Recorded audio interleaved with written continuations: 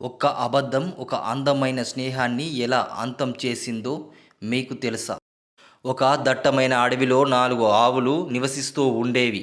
అవి ఎంతో స్నేహంగా ఉండేవి. మేతకు వెళ్ళినా, నదికి వెళ్ళినా, గ్రామానికి వెళ్ళినా ఎప్పుడూ కలిసే ఉండేవి. వాటి మధ్య ఉన్న ఐకమత్యం చూసి అడవిలో మిగిలిన జంతువులన్నీ ఆశ్చర్యపోయేవి. కలిసి ఉంటే కలదు సుఖం అన్నట్టుగా అవి చాలా హాయిగా కాలం గడిపేవి.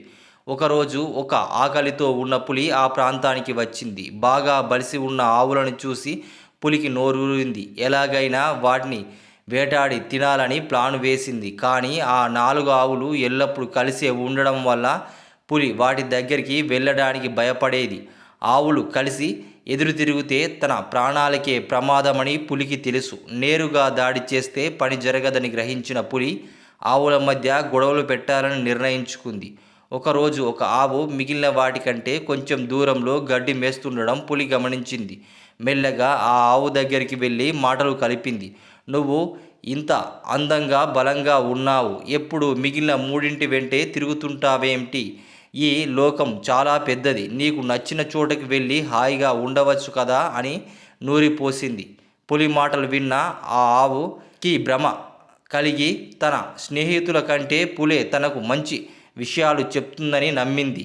మరుసటి రోజు నుంచి ఆ ఆవులకు మిగిలిన వాటితో కలవకుండా ఒంటరిగా తిరగడం మొదలుపెట్టింది. ఇది చూసిన మిగిలిన ఆవుల మధ్య కూడా మనస్పర్ధలు వచ్చాయి. చివరకు 4 ఆవులు 4 దిక్కులుగా విడిపోయాయి. పులి కోరుకున్నది సరిగ్గా జరిగింది. ఆవులు విడిపోగానే పులి పని సులువైపోయింది.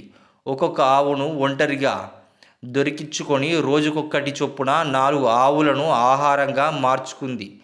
పాపం ఆవులు చెప్పుడు మాటలు వింటే ఐకమత్యం దెబ్బతింటుందన్న నిజాన్ని గ్రహించే లోపే ప్రాణాలు కోల్పోయాయి.